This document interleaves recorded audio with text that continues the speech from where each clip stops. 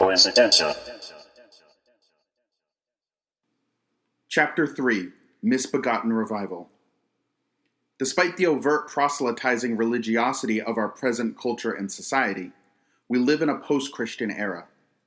People try God, or original sin, as others try the newest medicine.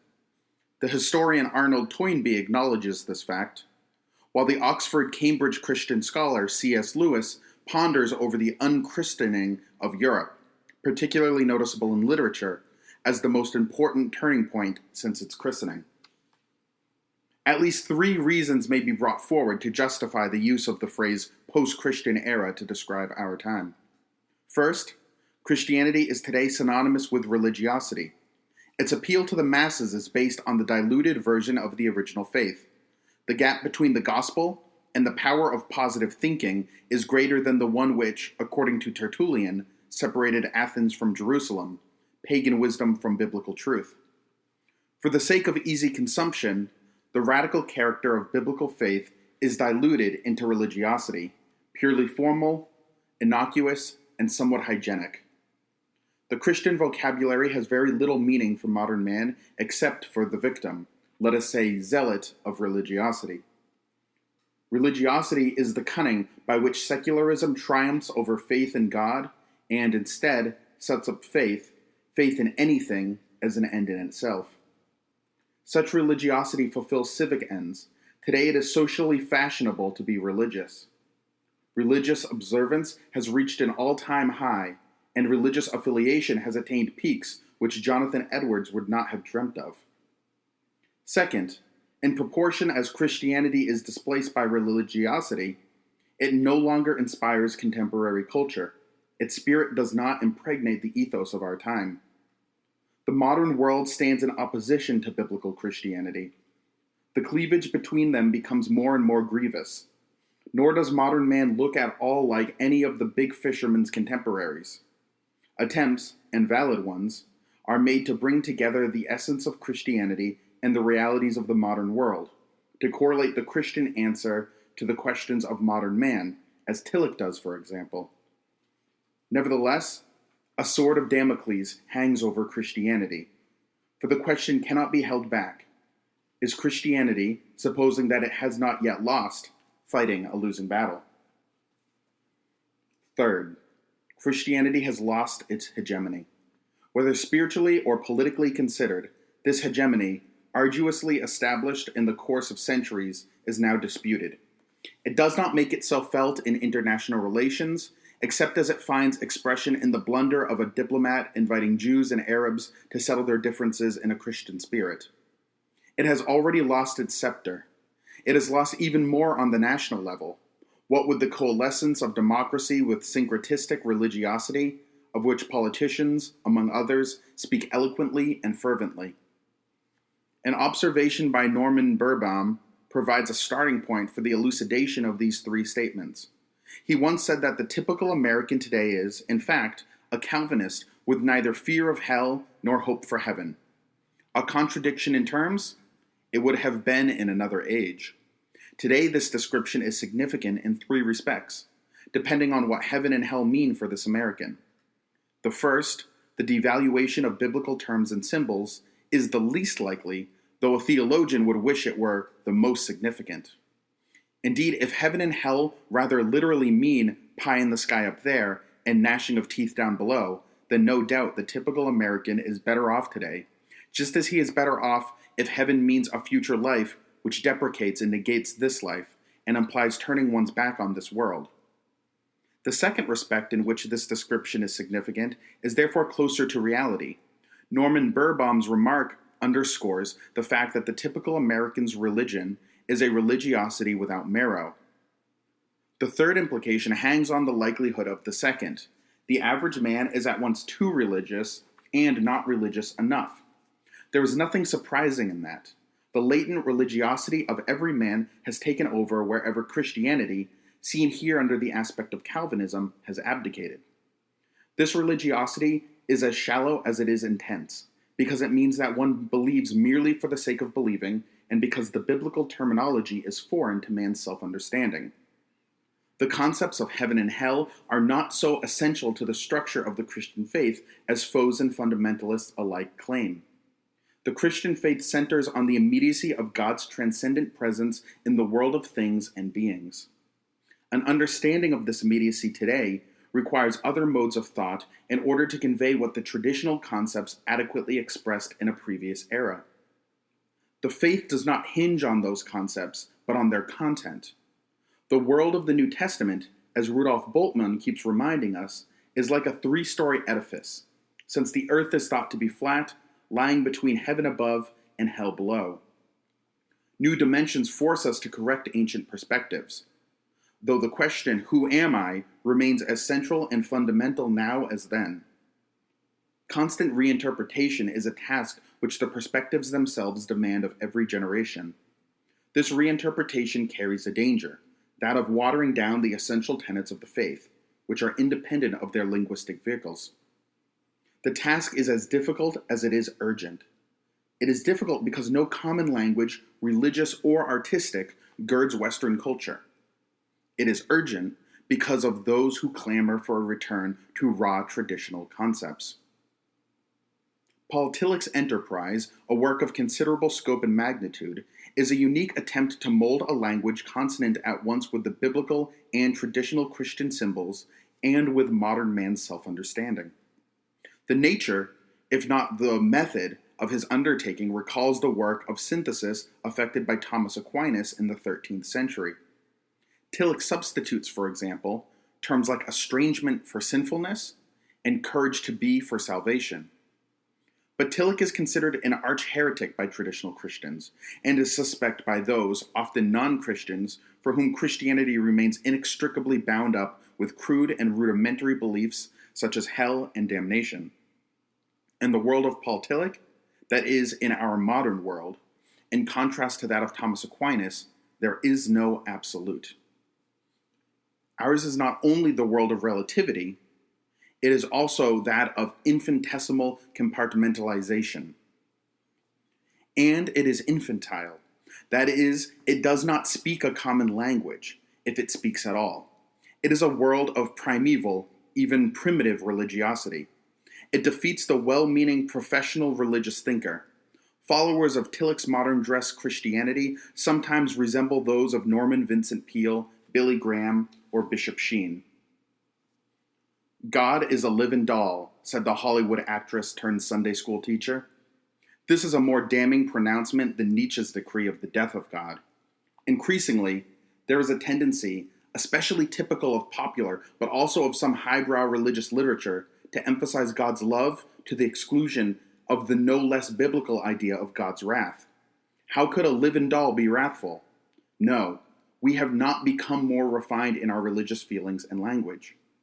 We have domesticated God in such a way that, as Waiting for Godot seems to imply, he evaporates into a tragicomic, mythological atavism. Or he has become so diminutive as not to be recognizable any longer. To the actress's living doll corresponds Lucky's fractured existence and his broken mental record of self-understanding. Given the existence as uttered forth in the public works of Puncher and Watman, of a personal God, qua qua qua qua, with white bear, qua qua qua qua, outside time, without extension, who from the heights of divine Apthia divine, Athambia divine, Aphasia loves us dearly, with some exceptions for reasons unknown but time, will tell and suffers like the divine Miranda with those who for reasons unknown, but time will tell, are plunged in torment, plunged in fire, whose fire flames, if that continues, and who can doubt it? Will fire the firmament, that is to say, blast hell to heaven, so blue still, and calm so calm? The play laconically takes notes of the irrelevance, after 20 centuries of Christian influence, of Christian categories of thought and patterns of existence. Vladimir, do you remember the Gospels? Estragon, I remember the maps of the Holy Land. Colored they were, very pretty. The Dead Sea was pale blue. The very look of it made me thirsty. That's where we'll go, I used to say. That's where we'll go for our honeymoon. We'll swim. We'll be happy. Strangely, or perhaps not so strangely, What Estragon is yearning for is no different from the promises made to the devotees of inspirational literature, whether it is called peace of mind or of soul or brilliant success, thanks to which you will be gloriously happy. The Bible speaks of the wrath of God. Some regard this as another aspect of the anthropomorphic nature of biblical utterances about God. This is not wrong, but to reduce it to such terms misses the point. Biblical man yearned after happiness as much as modern man, yet he did not think that God lost his majesty because he could be angry. Rudolf Otto, in his book The Idea of the Holy, shows how in the biblical writer's apprehension, God is all that their anthropomorphic descriptions imply and something more. He is love and something more, which the unexpected stress on his wrath intends to convey. At any rate, he is not a living doll. Such an unbiblical familiarity calls for an iconoclastic retort like that of the French poet Jacques Prévert. Our Father, which art in heaven, stay where you are. Not only has modern religion inserted a comma, it has also, with sweetness and sugar-coating nonsense, opened a wide chasm between God and man. The result is that religion looks more and more archaic and even resembles magic. But inspirational books are not alone responsible for that. Quite recently, the Archbishop of Paris, acting on behalf of the Vatican, reminded the priests who took jobs in factories, that they owe the Church unconditional obedience. Apparently, some of them are still carrying on their apostolate, though it was forbidden by order of the Vatican.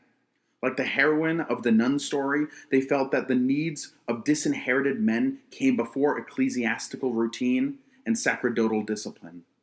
They did not look or act like conventional priests, but understood that if Christianity wants to preserve some degree of relevance in a society which is no longer sacral, the Church cannot afford the luxury of thinking that people center their lives upon it. They felt that the Church must be present where people work, eat, drink, suffer, kill time, and make love. The Church condemned their venture because these priests, as Jesuits said of their fictional counterparts in some contemporary novels, seemed to act as though they were sent directly by God and were not ministers of the Church. In the official view, therefore, one cannot be sent directly by God and also be a minister of the Church. Some years ago, Elio Vittorini put the question even more incisively. The medieval synthesis, he observed, relied on Catholicism. Bourgeois growth and progress on Protestantism. How could Christians, he asked, concern themselves about the Christian quality of an age which is neither medieval nor bourgeois?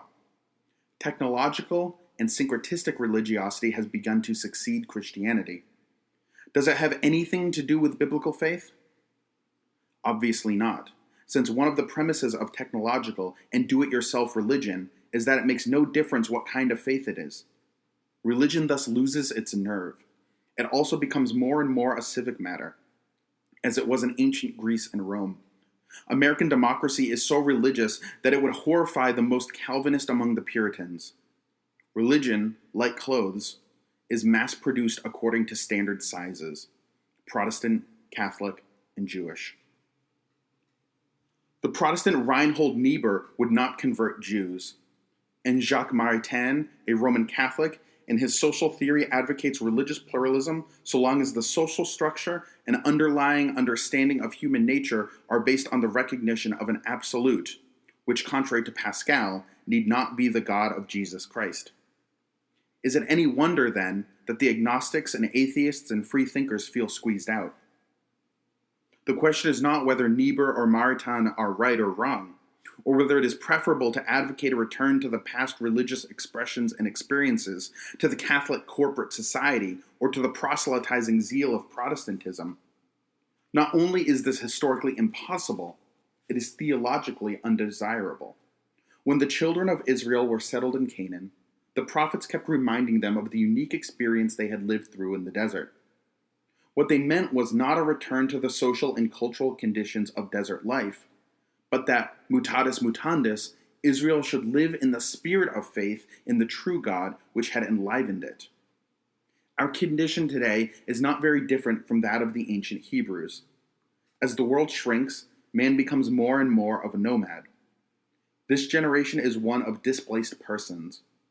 Of course, we don't pitch a tent now here, now there, but spiritual and geographic parochialism is no longer valid, much less tolerable. What happens in Algeria affects the United States, and what happens in the South is no longer purely local or national. It has diplomatic and international repercussions. And when it is our job that conditions the place where we reside, we are ironically more nomadic despite the routine of our provisionally sedentary occupation.